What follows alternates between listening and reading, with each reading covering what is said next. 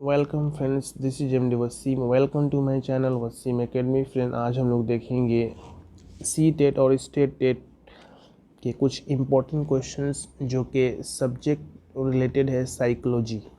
ठीक है, most important part of the C TET और एनी टेट्स। तो कुछ इम्पोर्टेंट बेसिक क्वेश्चंस जो बनते हैं साइकोलॉजी और पेडागोजी से रिलेटेड, उसको आज हम लोग इस क्विज मोड में देखेंगे। तो सबसे पहले हम लोग देखते हैं, सबसे पहला जो क्वेश्चंस है very easy. The best method to study growth and development of the child, यानी बच्चों के सबसे अच्छा ग्रोथ और डेवलपमेंट को स्टडी करने का सबसे अच्छा मेथड कौन सा है? Option number 1 developmental method, option number B comparative method, option number C statistical method. तो इसका जो राइट ऑप्शन है option number 1 developmental method. Developmental method.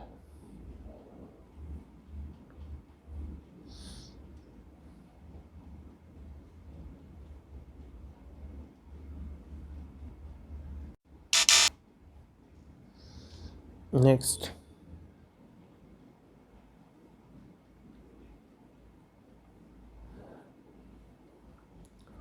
who was the pioneer of classical conditioning? Very easy. Who was the pioneer of classical conditioning? यानी classical conditioning के pioneer, इसके जनकदाता कौन है? Option number 1 Thorndike, option number B Watson, option number C Pavlov. तो इसका जो right option है option number C Ivan Pavlov. Ivan Pavlov ये एक रशियन साइकोलॉजिस्ट या बायोलॉजिस्ट है। Okay, Russian biologist. और इन्होंने एक डॉग के ऊपर एक्सपेरिमेंट किया था। उस एक्सपेरिमेंट का नाम था reflex action. Okay, reflex action. तो इसका जो राइट ऑप्शन है आइवन पैवलव। क्लासिकल कंडीशनिंग, इसी से रिलेटेड है operant conditioning, OPERANT, operant conditioning. तो ऑपरेंट कंडीशनिंग का इसका जो जनकदाता है वो है BF Skinner. BF Skinner. Okay, तो यहाँ पे आप लोग लर्न करके रखना है क्लासिकल कंडीशनिंग आइवन पैवलव और ऑपरेंट कंडीशनिंग का BF स्किनर। थोर्नडाइक ये आपको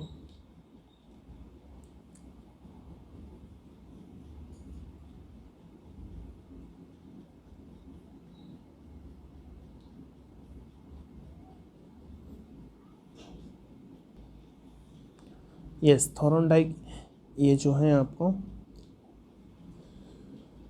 trial and error, trial and error, trial and error. JB Watson ये बिहेवियरिज्म के फाउंडर है। JB वाटसन, इनका नाम है JB वाटसन, ये बिहेवियरिज्म के फाउंडर है। ओके, तो ये सब कुछ बेसिक इंफॉर्मेशंस। नेक्स्ट देखते हैं,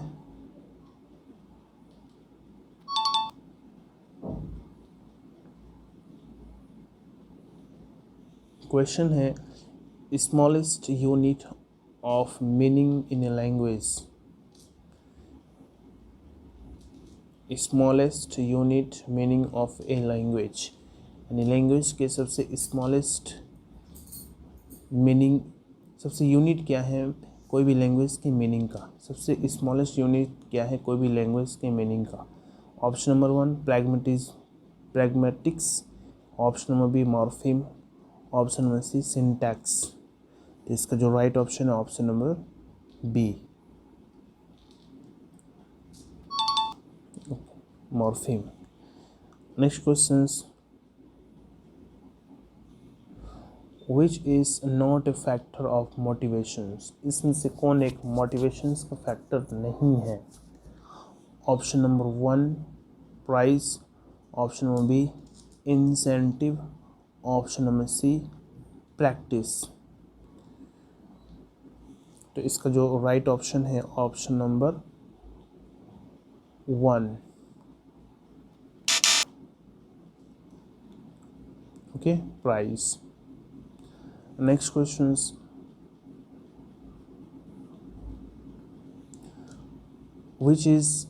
which one is not element of intellectual development, which is not an elements of intellectual development, इसमें से कौन एक intellectual development का elements नहीं है? Option number 1 imaginations, option number B thinking, option number C tolerance.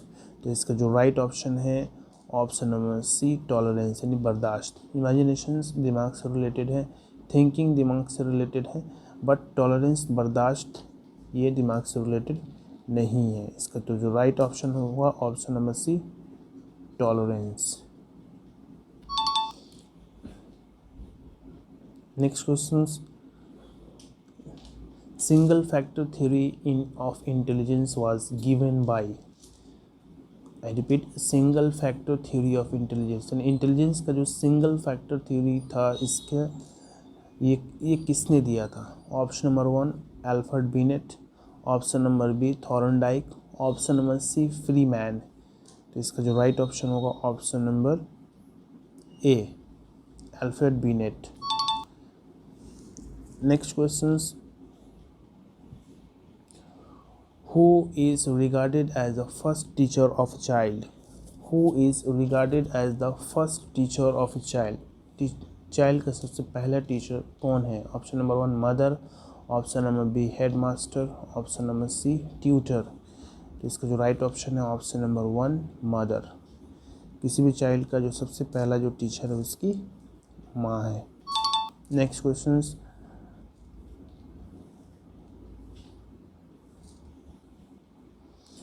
The thinking of the socialist is an example of, the thinking of the socialist is an example of, यानी socialist thinking का example कौन हो सकता है? Concrete thinking, creative thinking, reflective thinking. तो इसका जो right option है हम लोग देख लेते हैं गेस करके। Yes, creative thinking is the right answer. Next question, what is the unit of heredity, what is the unit of heredity? तो इसमें होगा जीन। तो ये हम लोग का छोटा सा जो क्विज था ये हम लोग 8 ही अटैम्प्ट कर पाए, जिसमें से 6 करेक्ट आंसर था। ओके, इसको फिर से हम लोग प्ले अगेन करते हैं, फिर से नया क्वेश्चन कुछ आएगा।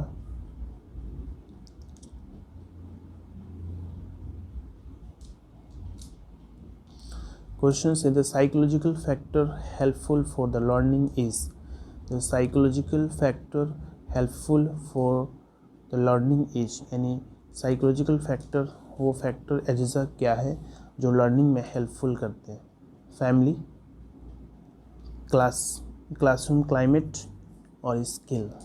ये तीनों में से कौन सा ऑप्शन है जो बच्चों में हेल्पफुल करता है साइकोलॉजिकल फैक्टर के तौर पे उनको कोई भी चीज़ सीखने में?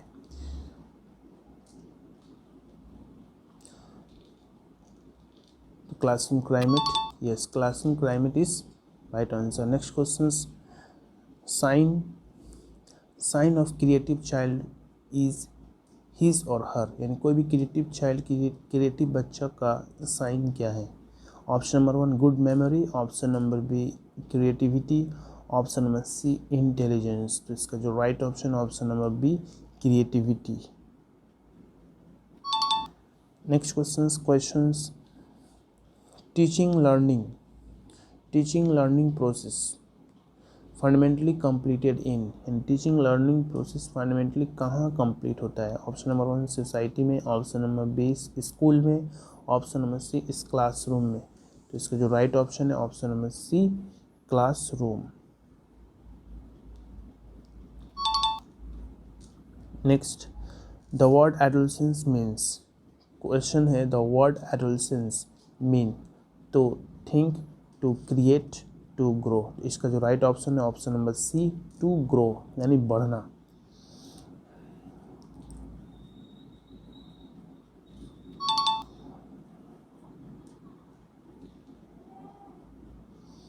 Next, smallest unit of a meaning in a language, सबसे स्मॉलेस्ट यूनिट क्या है? कोई भी लैंग्वेज को मीनिंग की जानकारी है समझने के लिए। Option number 1 pragmatics, option number B morphemes, option में सी सिंटैक्स। इसका जो राइट ऑप्शन है option number 1। I hope no, option number B morpheme is right answer. Okay, morpheme is right answer, language of a meaning.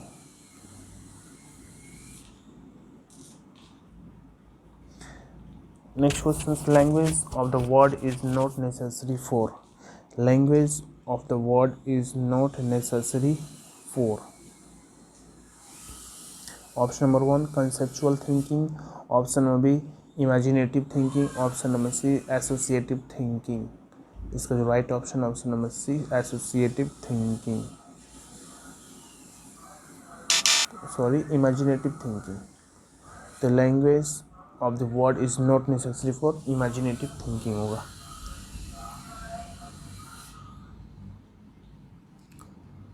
Next question, which one is not an element of intellectual development? तो अभी हम लोग इसको पिछले देखे थे, तो इसका जो राइट ऑप्शन होगा tolerance.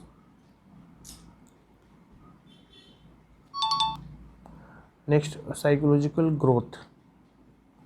Psychological growth in children is at the maximum rate at the age of, यानी साइकोलॉजिकल जो ग्रोथ है बच्चों में कौन सा मैक्सिमम किस एज में जाके एंडिंग होता है या मैक्सिमम तक होता है? इसका ऑप्शन है 0 to 2 years, 2 years to 4 years, 15 to 16 years। इसका जो राइट ऑप्शन है option number C 12 to 16 years।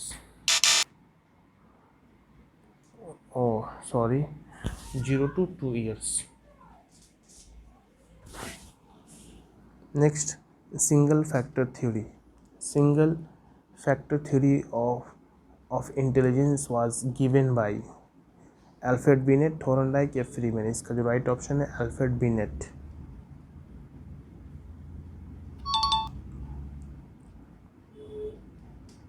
Next which of the following is a domain of learning. इसमें से कौन एक लर्निंग का डोमेन है, एरिया है? Option number 1 professional, option number B experiential, option number C affective. इसका जो राइट ऑप्शन है option number C affective. Next which is not a factor of motivation. इसमें से कौन एक मोटिवेशंस का फैक्टर नहीं है? प्राइज, इंसेंटिव और प्रैक्टिस। जिसका जो गेस कर लेते हैं इसका जो राइट आंसर क्या होना चाहिए? हम प्रैक्टिस दे रहे हैं।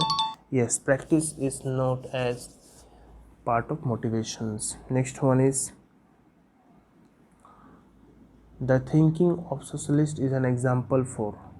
तो रिफ्लेक्टिव थिंकिंग, इसका जो आंसर होगा इसको हम लोग पिछले देख चुके हैं, sorry creative thinking. Psychology is what is psychology? अगर आपसे पूछा जाए साइकोलॉजी क्या है, तो science of soul, science of behaviour या साइंस ऑफ माइंड। इसका जो राइट ऑप्शन है right option number B science of a behaviour. Psychology is a science of a behaviour. Next toy age which refers to. Toy age is refers to, तो इसमें हमेशा confusion होता है।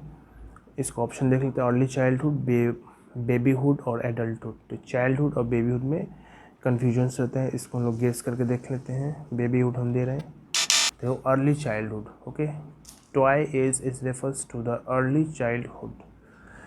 Next question, nature of a child are like, यानी बच्चों का जो nature है वो कैसा होता है? इमिटेटिव, कंस्ट्रक्टिव या डिस्ट्रक्टिव? इमिटेटिव नकल करना, कंस्ट्रक्टिव नया फॉर्मेट करना, दिमाग में नई नई थिंकिंग करके सोचना, डिस्ट्रक्टिव मतलब कि कोई भी चीज़ थिंकिंग्स को डिस्ट्रॉय कर देना। तो इसका जो राइट ऑप्शन है ऑप्शन नंबर 1 इमिटेटिव। बच्चों में ज़्यादा से ज़्यादा इमिटेशंस करने का, नकल करने का बहुत ज़्यादा शौक़ रहता है, तो ये होगा इसका जो राइट ऑप्शन होगा इमिटेटिव यानी नकल करना, इमिटेशन से बना है इमिटेटिव।